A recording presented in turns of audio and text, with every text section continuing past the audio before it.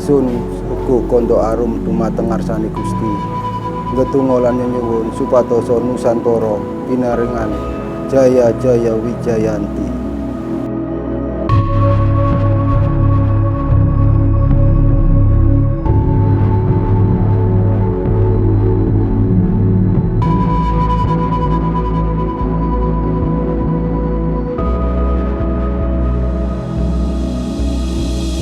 Kadang konco lawas Heritage Walk sakmenika dalu niki sejarah prasasti Joko Dolok sing nggawa konsep Nuswantara yang membawa konsep Nusantara. Jadi hari ini malam ini kita kesini ngapain? What we are going to do today? Nguri-nguri sejarah. Iki biyen prasasti Joko Dolok konon katanya, bukan konon katanya, membawa konsep Nusantara jauh sebelum Pati Gajah Mada di Kerajaan Majapahit. Aku ya penasaran sakjane dengan prasasti Joko Dolok ini mana? Apa yang penasaran? Iya. Bagian mananya? Untuk konsep Nusantara nih sing aku penasaran.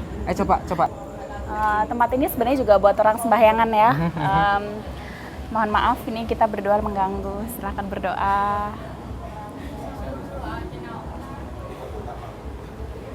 Ayo ngomong, deskripsikan. Nah, kalau kita perhatikan ini yang paling menarik itu posisi duduknya.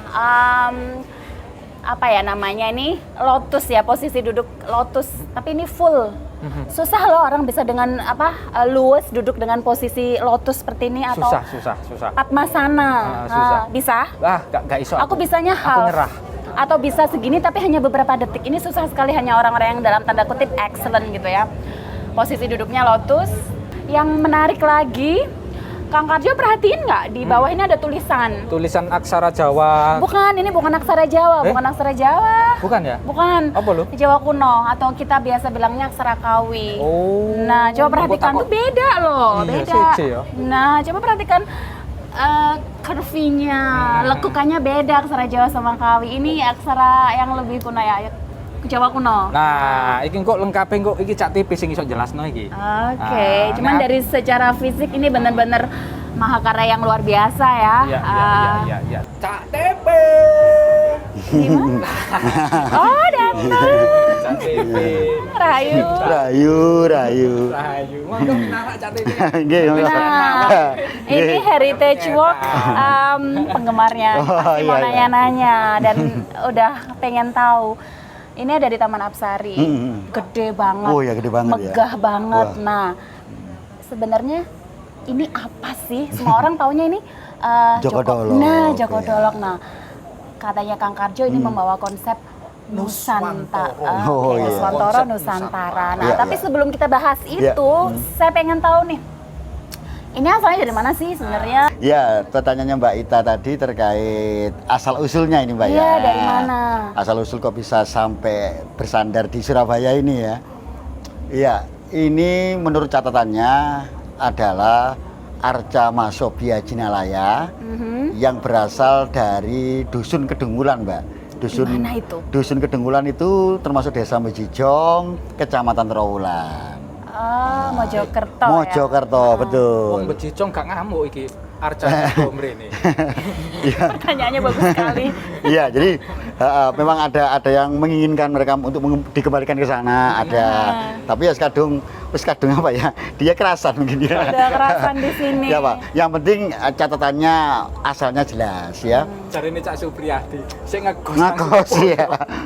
betul. Nah, mungkin bisa lebih detail sih, bisa bener-bener ada di sini. Sini. Ya, betul ya. Gimana prosesnya Jadi, dulu banget gitu. Betul ya. Jadi ini kan sudah saya sampaikan tadi, ini berasal dari Dusun Kedungmulan, Desa Bejijong, Kecamatan Trawulan, Mojokerto. Nah, pada tahun 1817 Arca ini diboyong oleh atas perintah dari Residen Surabaya waktu itu, namanya Residen Baron Van Salis, tahun 1817. Jadi waktu itu daerah sekitar Bejijong itu masuk residennya Surabaya gitu? Betul, masuk akal ya jadinya.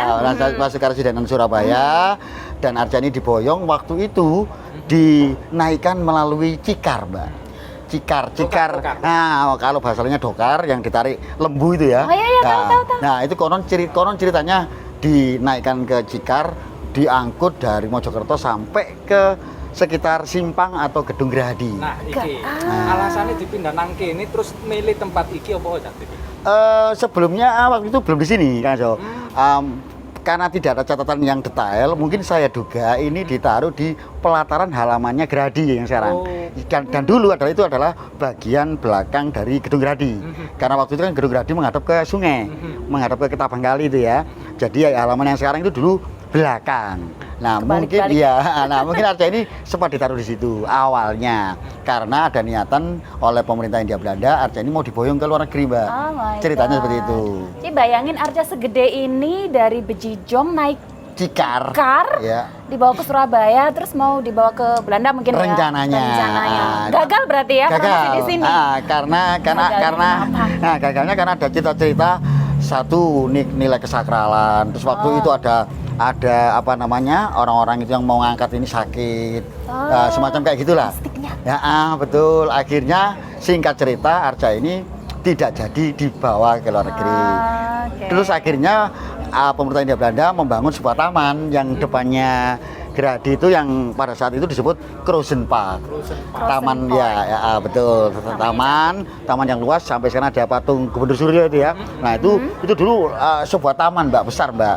Nah, akhirnya juga mencakup wilayah ini, taman ini yang kelak akhirnya disebut Taman Apsari. Taman Apsari, dan disinilah beristirahat. Betul. Ini apa namanya, patung yang segede ini. Nah, arca ini di catatan Belanda itu juga menyebutnya Jaka Delek. Jaka Delek. Orang Jawa bilangnya Joko Dolok. Itu ada hubungannya dengan pohon yang namanya itu nggak sih? Kayak pernah baca gitu pohon. Biasanya gitu. Masyarakat itu kan selalu menghubungkan suatu benda purbakala itu dengan suatu cerita-cerita legenda, dongeng gitu, Mbak. Jadi itu bumbu-bumbu dari cerita masyarakat. Tradisi lisan ya? Iya, betul. Padahal secara kesejarahan dan secara kearkeologisan ini adalah arca Mahasobya Jinalaya.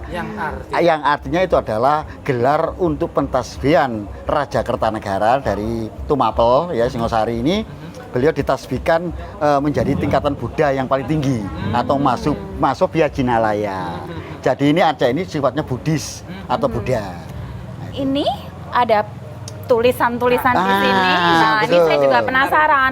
Saya bisanya cuma membaca aksara Jawa. Nah, modern, ini kan Kawi atau kita biasa bilang Jawa kuno ya. Betul, Mbak. Nah, ini isinya apa sih? Sahabat Heritage pasti pengen tahu isinya apa.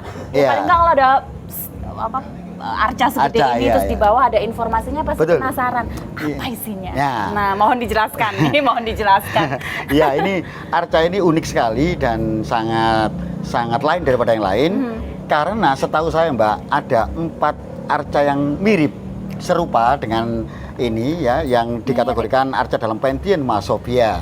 Ada 4. Tapi yang 3 tidak ada prasastinya. Dan yang ini ada prasastinya. Ada 3 yang mirip. 4. Ada 4 ya. Hanya 1 yang ada aksaranya. Inskripsinya. Betul. Yang 3 nggak ada. Berarti ini yang paling spesial ya. Paling spesial. Bedanya apa dengan arca yang lain? Mungkin dalam segi fisiknya, mungkin ukurannya atau gimana? Iya, kalau ukuran detailnya mungkin hampir tidak jauh berbeda ya. Tapi secara mudra atau sikapnya ada.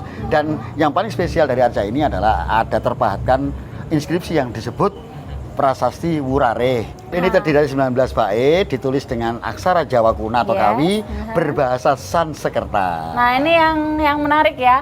Tulisannya pakai Jawa kuno, tapi bahasanya pakai Sanskrit atau Sanskerta. Nah, di sini kurang lebih apa, Cak Tipi? Nah, poin-poin penting dari 19 bait itu adalah yang pertama menyebutkan bahwa ini pentasbihan dari Raja Kertanegara yang disebut gelarnya Mahasobya Jinalaya. Itu yang pertama, poin pentingnya itu.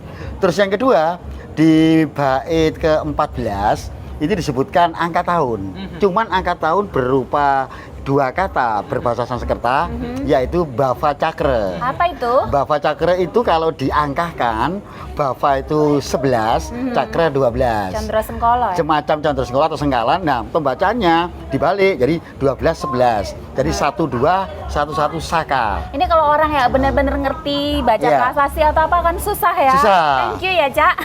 Jadi sahabat Heritage akhirnya tahu. Iya, jadi ini angka tahunnya itu ketemunya di bait 14 ya. Bait 14. Bait 14 bisa nanti nanti 11-12, ini 12-11. betul, nanti di browsing ketika ada bait 14 itu ada kata-kata Bava Cakra. Itulah yang menunjukkan angka tahun dari peristiwa petasbihan ini. Kalau di Masehi kan 12-11 Saka itu sama dengan 1289 Masehi. Abad 13 itu bertepatan dengan masa pemerintahan Raja Kertanegara. Raja Kertanegara ini namanya dalam sumber-sumber sejarah itu macam-macam, Mbak. Ada yang disebutkan Raja Kertanegara, Sri Kertanegara. Nah, itu yang paling populer kali ya. Yang Semua paling orang populer, itu, betul. Gitu. Terus ada juga dia di dalam prasasti Mula Malurung disebut Nararya Murdaja. Nah, ini agak susah bacanya. Iya, itu dari sumber Mula Malurung yang mana Mula Malurung itu dikeluarkan pada masa ayahanda dari Kertanegara yaitu Seminingrat atau Wisnuwardana. Wisnuwardana orang pasti tahu. Iya. Tapi aku penasaran ya TV, konsep Nusantaranya yang sudah dibawa oleh Raja Kertanegara ini apa yang bisa ditunjukkan? Oh ya, jadi konsep kenegaraan atau perluasan wilayah atau penyatuan wilayah itu di dalam bait ini menyebutkan penyatuan wilayah Jenggala dan Panjalu. Yang mana Jenggala dan Panjalu itu yang mana pada masa Airlangga itu dipisahkan wilayah Jenggala dan Panjalu itu Dua anak laki gitu ya. betul. Itu dan yang diberi tugas untuk membelah wilayah Jenggala dan Panjalu adalah Mpu Barada waktu itu. Dan pemisahan Jenggala Panjalu juga terekam dalam Serat Negara Kertagama. Negara Kertagama. Sehingga, ada ya? Betul, Bisa ada. dibaca. Sehingga akhirnya di bait prasasti Wurare ini akhirnya ditulis atau disinggung juga soal penyatuan karena waktu itu Jenggala dan Panjalu itu selalu bersengketa terus. Sehingga sejarawan akhirnya menginterpretasi bahwa pada masa Kertanegara wilayah Jenggala dan Panjalu ini sudah menjadi satu. Jadi sama aja ya, sama ayahandanya sudah dikasih biar rukun, satu negara, tetap berantem. Sengketa, akhirnya berusaha untuk disatukan lagi di sini. prasasti ini menceritakan. Iya, dan juga gitu. di bait prasasti Wurare ini juga disebutkan istri dari Raja Kertanegara yaitu bernama siapa itu? Bajra Dewi disebutkan itu permaisuri dari Kertanegara disebutkan. Dari lanjutan konsep Nusantara sing digawa ambek Raja Kertanegara iki kok akhirnya iso dadi nanggone Patih Gajah Mada dengan sumpah palapanya iki apa ceritanya? Ya, jadi ada beberapa menurut sejarawan dari beberapa konsep-konsep pada masa Kertanegara ini berusaha untuk memperluas wilayah karena ada kepentingan politik ketika itu untuk menghadapi kemungkinan serangan dari pasukan Tartar Mongol. Karena waktu itu ada utusan dari Mongol itu yang namanya Mengsi itu datang ke kerajaan Tumapel atau Singosari itu meminta Singosari tunduk pada Mongol, tapi Kertanegara tidak mau. Nah, akhirnya dari konsep itu butuh suatu luasan wilayah yang harus bersatu untuk menghadapi kemungkinan seperti itu. Butuh kekuatan yang lebih tangguh. Betul, ya, seperti itu. Oke, jelas nek ngono, Cak TP. Cak TP, thank you, matur nuwun. Ya, sama-sama. Rahayu. Belum. Closing statement. Nah, dari obrolannya awak dhewe iki ning kita ambek Cak TP iki terkait prasasti Joko Dolog. Apa sing iso sampean nang ngene kanca-kanca Heritage Walk iki? Ya, jadi yang penting teman-teman kalau ke sini juga harus ikut membaca prasastinya. Walaupun tidak bisa membaca, sudah banyak di Mbah Google ya, ahli aksaranya, terjemahannya sudah banyak sebenarnya itu. Ini pernah dikaji dan ini sering dikaji oleh para sejarawan, Mbak Ita. Ya, Jakarjo sering. Jadi ini sudah umum sebenarnya prasasti Wurare ini intinya pentasbihan dari Kertanegara. Itu yang pertama sebagai Masobya Jinalaya. Jadi biar orang itu nggak tahunya cuma Joko Dolog gitu loh. Seolah-olah legenda kan, padahal ini adalah bukti arkeologis masa Singasari ya. Mantap. Thank you, matur nuwun. Sama-sama. Ya, sama-sama Kak Jo. Monggo. Nggih. Ngopi-ngopi sih. Oh ya. Nah, aku tak apa jenenge bersatu ambek Dek nih. Halo. Konsep Nusantara, konsep bahasa aksara kita. Tapi awak dhewe gak jangkep lho. Nek gak ngobrol ambek ketuane Begandring Surabaya. Beliau bisa hadir malam ini. Katanya orangnya sibuk. Lho, delok nih kalau buangin. Mana? Golek nomor iki lho. Lho. Wah. Foto-foto ngira. Oh ya, beliau bisa datang ya. Kita mau ta, Mas? Amit. Lumayan deh. lah. Saya duduk sini ya. Iki lho, aku ambek ning Ita iki. Iya apa. Laku nguri-nguri sejarahe, kepengin ngerti sejarah prasasti Joko Dolok. Sing nggawa konsep Nusantara. Iki Mas ngobrol mbek Cak TP ya. Oh iya iya. Jadi iki ono aksara kita, bahasa Sanskerta, termasuk konsep penyatuan Nusantara. Semen sebagai teko perkumpulan bergandring Surabaya iki ya apa maksudnya Mas delok prasasti Joko Dolok iki? Ya. Ning kita Dalam. Langsung nolak. Dalam Popo. kita ini Gak toleh blas. harus merasa bangga dengan memiliki Arca Joko Dolok sebagai perwujudan Raja Kartanegara. Tidak sekedar keberadaan perwujudan Arca Kartanegara, tetapi tadi yang sudah mungkin disampaikan Mas TP, dia ini menyimpan pesan persatuan dan kesatuan. Itu yang kita merasa bangga. Ada pesan penyatuan wilayah, ada pesan wawasan Nusantara kalau kita kenal sekarang, dan apalagi kata Nusantara itu akan dipakai sebagai ibu kota negara di Kalimantan, ya kan? Ibu kota yang baru. Yang baru. Dan konsep itu ternyata ada di sini.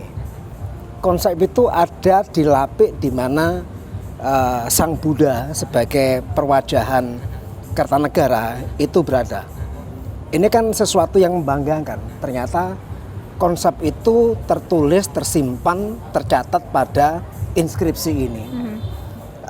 Saya mencoba membayangkan, merenungkan tadi itu betapa kota ini berbicara untuk negeri. Kota ini dengan simbol Kartanegara menyuarakan satu konsep persatuan.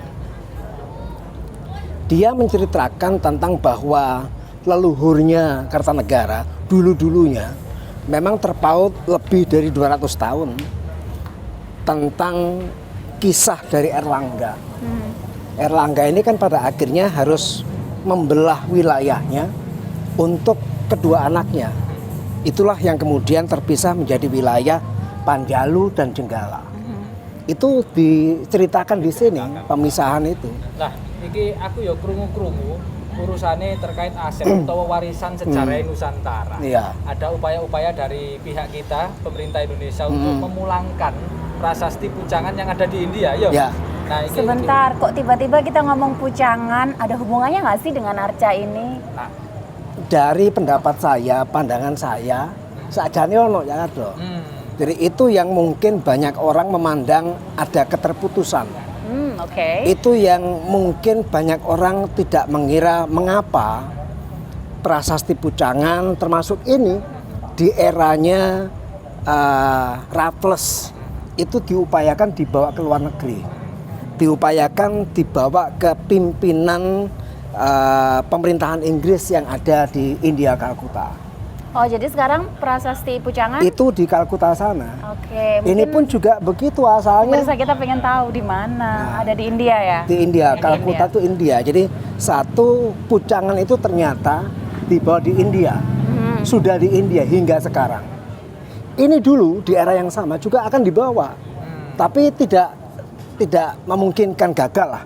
Ya. Sehingga dia tetap bersemayam di satu wilayah tempat di mana petinggi pemerintah kala itu berada. Kalau kita di depan itu ada Gerahadi yang dulu merupakan istana. Ini bagian dari taman istana itu di belakang dari gedung itu. Nah, kaitannya apa? Ini ada satu korelasi kalau menurut pendapat saya adalah bahwa ini mencoba untuk menyatukan satu wilayah yang terbelah kala itu. Kala itu adalah di era kerajaan Kahuripan dengan Raja siapa? Raja Erlangga. Erlangga diceritakan banyak dalam prasasti Pujangan.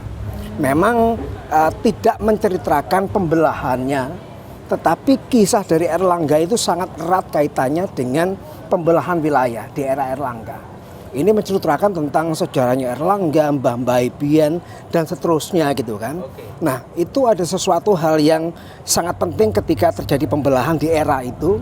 Maka di eranya Kartanegara ini mencoba untuk menyatukan kembali karena selama 200 tahun ternyata dua wilayah itu selalu bengkerengan terus. Apa bengkerengan? Padahal saudaraan ya. Apa bengkerengan? Berantem Terus. Kayak kucing karo tikus gitu ya. Iya. Oh, kucing sama tikus sekarang nggak berantem. Oh, nggak berantem ya? Nggak. Enggak, tapi gini Mas, intinya Mas. Apa sing kepingin sampean no sebagai bagian dari Iya. dukungan untuk pemerintah kita Iya. memulangkan prasasti pucangan yang ada India. Terus kira-kira kok nek wis dibalik nomor ini lokasi yang tepat itu nanti Iya. sing cocok. Sebelum kita Sebentar, ngomong, emang sudah ada usaha untuk ya itu ngambil sudah lagi. ada. Udah ada komunikasi dengan. Ya, jadi Oke. secara fisik dua prasasti ini dari Jawa Timur. Ini dari Asetnya Bejijong. Jawa Timur lah ya. Bejijong ya. Satunya Mojokerto. lagi dari Gunung Pucangan yang ada di daerah Jombang. Jombang ya, Gunung Jawa Pucangan Timur. ya kan. Itu yang berasal di sana. Nah, karena secara fisik berasal dari Jawa Timur dan secara pesan ternyata memiliki pesan yang luar biasa. Pesan kenegaraan, cerita tentang kenegaraan. Ini sangat sayang ketika kemudian kita tidak mencoba berupaya untuk mengembalikan. Ketika dikembalikan ke Nusantara, ke Indonesia, maka yang paling pas adalah ketika kemudian balik lagi ke Jawa Timur. Wong asal itu kok Jawa Timur. Mampu nggak kita? Sehingga roh kendang. Merawatnya. Bismillah. Roh kendang. Kendang itu kalau cuma satu kulit nggak bisa bunyi. Oh iya. Lah dua kulit tung tung tung lah. Ini bagaikan dua Balance. prasasti ini. Ini sebelah kiri atau kanan, satunya lagi kanan atau kiri. Melengkapi Ditabuh gitu ya. melengkapi, maka Kayak bersuara, saya sama Kang Karjo. beresonansi ya kan, bermakna. Jadi beresonansi itu bermakna, ada maknanya. Kalau biar terpecah belah, katakanlah kita diingatkan, maka saya kudu bersatu gitu loh. Oke. Maka ini simbolnya. Berarti prasasti pucangan dengan prasasti Joko Dolog ini saling melengkapi. Ya, Berarti iya. kontennya awak dhewe ya wis jangkep iki. Ngomong Iya. Cak TP terus ngobrol ambek Mas Nana. Belum terjawab ini mau. Apa sudah ada upaya gitu kan? Oh iya. Sudah ada upaya memang. Ada Jadi komunikasi beberapa sudah tahun yang lalu sudah dilakukan upaya itu, memang belum tercapai titik temu katakanlah. Kemudian beberapa bulan terakhir, baru bulan kemarin saya membaca bahwa ada upaya dari pemerintah Indonesia untuk menarik kembali. Nah, kita merasa bahwa wong Jawa Timur, asal itu kok Jawa Timur, benda itu ya kita berupaya untuk bisa mendukung pemerintah Indonesia menarik kembali. Karena ini sangat berarti bagi Indonesia, berarti juga bagi Jawa Timur. Jadi mudah-mudahan kita Begandring Surabaya ini juga bisa berperan untuk mendukung upaya-upaya pemerintah, mendukung upaya-upaya diplomasi yang dilakukan supaya bisa kembali ke Jawa Timur begitu. Entah nantinya di Jawa Timur Semoga di ya, mana. Kang, ya. Amin, amin, Itu. amin, amin. Iya. Dan semoga nanti kalau sudah kembali kita bisa beneran merawatnya. Kadang iya. merawat itu yang susah ya, ngembaliin gampang. Kamu Gampang suka merawat siapa atau bagaimana merawatnya? Merawat bunga, tanaman, gitu. Awak dhewe bersatu gampang. Ngeramute sangat. Ya wis gimana matur suwun Mas Nana. ya. Pesannya pelan tapi dalam. Matur nuwun, Bapak. Ya, Nduk.